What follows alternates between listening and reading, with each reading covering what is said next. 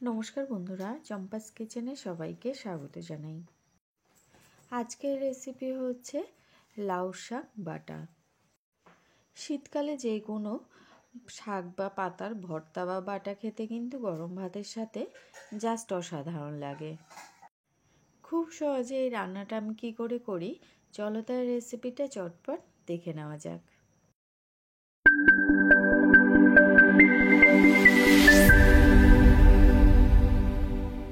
লাউ শাক বাটা বা ভর্তা করার জন্য আমি এখানে এক আটি কচি কচি লাউ শাককে সামান্য নুন আর জল দিয়ে 5 মিনিটের মতো ভাপিয়ে জল ঝরিয়ে নিয়েছি। জল ঝরিয়ে শাকগুলোকে ছোট ছোট করে কেটে নিয়েছি। 5-6 কোয়া রসুন আর 2টো কাঁচা লঙ্কা।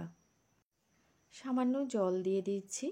এবারে মিক্সিং জারের ঢাকাটা বন্ধ করে এগুলোর একটা মিহি পেস্ট করে নেব। দেখো বন্ধুরা, খুব মিহি করে লাউ শাক বাটা হয়ে গেছে। এইভাবেই কিন্তু শাকটাকে ভালো করে বাটতে হবে। চলো এবারে রান্নাটা শুরু করি। গ্যাস জ্বালিয়ে নিয়ে একটা কড়াই গরমে বসাবো।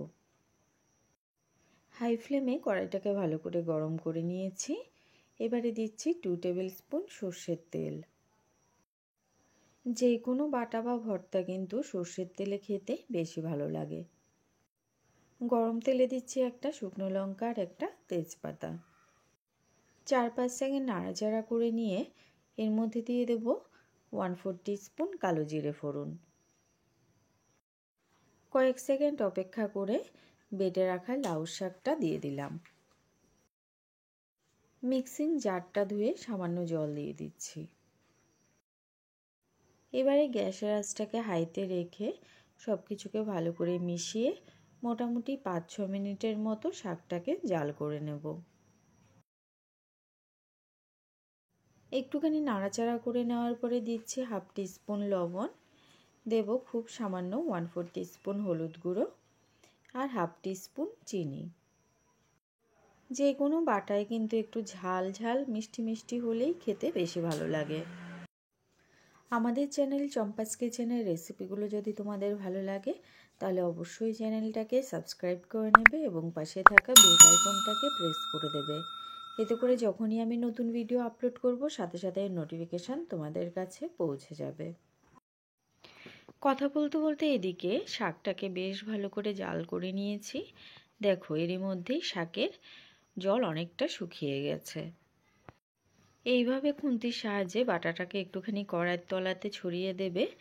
এতে করে শাকের ভেতরে যদি কোনো জল থেকেও থাকে সেটা সম্পূর্ণরূপে শুকিয়ে যাবে। মিডিয়াম টু লো আছে 5-7 মিনিট জাল করার পরে দেখো বন্ধুরা, শাকের মধ্যে কিন্তু খুব সুন্দর একটা পোড়া পোড়া ভাব চলে এসছে। এই সময় গ্যাসের আঁচটা অফ করে দিলাম।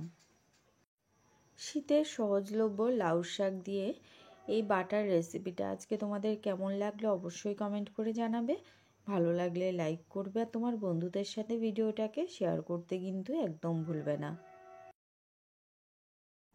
এতক্ষণ আমার পাশে থেকে ভিডিওটা দেখার জন্য অনেক অনেক ধন্যবাদ। ভালো থাকবে, সুস্থ থাকবে। পরের ভিডিওতে আবার দেখা হবে। বাই।